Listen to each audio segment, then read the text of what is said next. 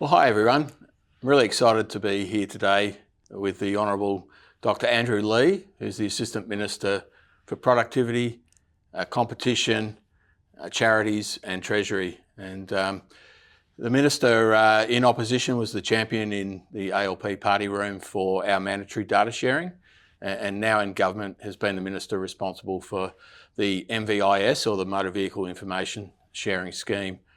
Andrew, thank you very much for being with us today and giving up your time. Real pleasure, Stuart. Thanks for all that you do in order to keep independent mechanics thriving. Thank you. I just wanted to start off by talking a little bit about the review of the MVIS. So it's been in place now for 3 years, and there was a scheduled review. That report and some recommendations came out in February, but for those of us that are really close to, or have been close to this issue, and I count you as one of those people, the thing that really jumped out at me was the $2.4 billion in economic benefit that's come from the scheme in its first 3 years of life. Now, you were championing this when it was probably considered a fairly niche reform. How are you feeling about the economic benefit that it's brought? Oh, I think it's just terrific. I mean, the AAAA was at the heart of the campaign to get the Motor Vehicle Information Sharing Scheme up, and the report shows that in general it's working well, doing what it was intended to do, of providing independent mechanics with the information that they need to fix modern cars. And of course, for consumers, that's got a clear benefit. As your campaign said, it's your car, it should be your choice as to where you get it fixed. Yeah, and we're certainly hearing really positive feedback from the field on the availability of repair information. And as we know, vehicles are becoming so complex now and more complex. And we talked about, in fact, you used to use the term computers on wheels. So having the right information at the right time is really critical to keep that competition and choice for Australian car owners. Yeah, no, it's fantastic, and I think people really appreciate it, particularly in regional areas where you're not going to have authorised dealers for all the different brands. People will naturally have to go to an independent mechanic, and having that independent mechanic being able to get a scan tool that allows you to fix your car is just critical. Again, just focusing on the review, so it came up with, I think, 11 recommendations in all, 10 of those from the Department of Treasury or department, and one that was added from government. So the scheme's working really well, but obviously there's some tweaking that needs to be done. I wonder if you could maybe give us a little bit of insight into the timeline and the process moving from here to implementing some of those reforms. We'll be putting out a discussion paper shortly, which will outline the reforms and seek people's feedback on those. It's important to make sure that scheme is working well, that the data is provided at an affordable rate, and also that it's future-proofed. We're now going through quite a big change in the new car sales market.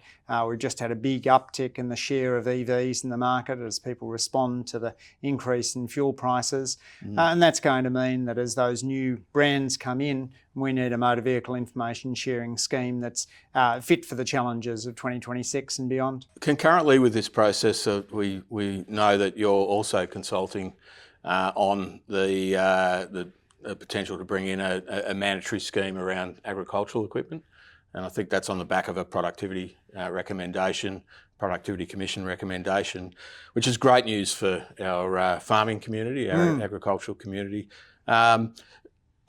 Be interested knowing what you know about the scheme operation, whether that's something that you see will be added on to the current MVIS scheme, or will have its own kind of infrastructure behind it?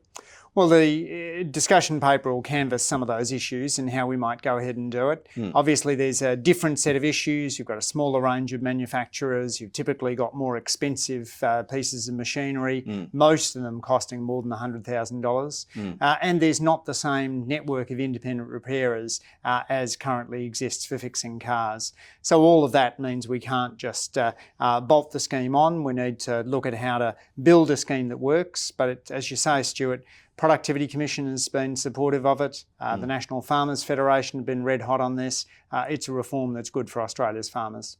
Yeah, absolutely, and they need competition and choice, and Yes. The ability to either have their own technicians fixing their equipment, or using independent motor mechanics and others that could do that work as well, but doing it in region, and so there's stopping the time delay, but also keeping work within those regional communities as well. So. Absolutely. And of course, the cost to a farmer if a harvester breaks down and they can't get the authorised dealer to fix it can be thousands of dollars as a harvest that was to take place gets delayed.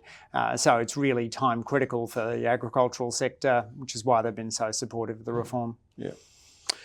Your government's, I think, quite rightly focused on productivity and increasing productivity, and you're the lead minister on that with your portfolio. Interested in your thoughts on right to repair more generally. Is that a tool in the armoury to help increase productivity, leveraging off existing skills and assets that are out there in the community? Yeah, I think right to repair as a principle has really taken off among the community. People are were frustrated in the past that they weren't able to fix their iPhone, for example, and so pressure was put on Apple to ensure that you can get your iPhone fixed down the mall rather than having to have a more expensive repair from the folks that made it. And in the area of automotive repair, it's been critical as consumers face cost of living pressures to be able to take advantage of independent mechanics fixing your car at a more affordable price. Yeah, and also from a productivity perspective, they're not spending 5 hours trying to Google the internet and find the repair information. So that's just wasted labour and productivity, which often was being absorbed by the workshop and not passed on to the consumer. But that's obviously not a sustainable business model. So we've made a big impression in that, and the workshops are much more productive. Yeah, and I remember going into independent mechanics workshops with you, Stuart, before we had the information sharing scheme, and people would just talk about that frustration of spending hours trying to fix a vehicle and ending up having to have it towed to the authorised dealer. Now we don't have that process happening anywhere near as often. That's good for the independent mechanics and good for the motorist. I think you could almost be the local mechanic for the Parliament. You've been in so many workshops around the country, really hearing their stories and getting a grip of that. So it's fantastic to have a minister that's prepared to get out and talk to people and hear from the coalface what's going on. Thanks, mate, and thanks for all that AAAA does and that independent mechanics do in order to maintain good jobs and strong communities. Your members are out there hiring apprentices, training the next generation of mechanics, and also giving back to the community, supporting local sporting clubs and the like. Independent mechanics are a really valuable part of Australia's wonderful small business sector, and we're pleased as a government to support them. Thank you. I just had one more question for you. I guess the lessons learned, it was well over a decade of campaigning and getting out into workshops and getting, working through voluntary codes and that sort of thing. But, there's a lot of issues out there, and you're in Canberra, you're hearing issues from all different sectors on their particular problems and so on. But what do you think was the turning point or the defining point in the campaign around right to repair for motor vehicle information? Was it that it was pitched as a productivity issue and those lost labour hours and that inefficiency and the cost flow on to Australian motorists, or was it a combination of different things? Look, much as I'd like to think that productivity is a word that immediately mobilises everyone towards reform, I'm aware that not everyone regards productivity as an unalloyed benefit. I think it really was the powerful campaign that the AAAA ran. We were pleased to support it, but your members got out there and made a clear case that they would just not be able to fix the cars of the future unless they got access to information. And that message was heard by the Parliament. The government acted. We were really pleased to support those reforms, and really pleased now to be looking at how we can make the system even better. Thank you. And so on behalf of our industry, we really want to thank you for the advocacy and the work that you've done to champion it.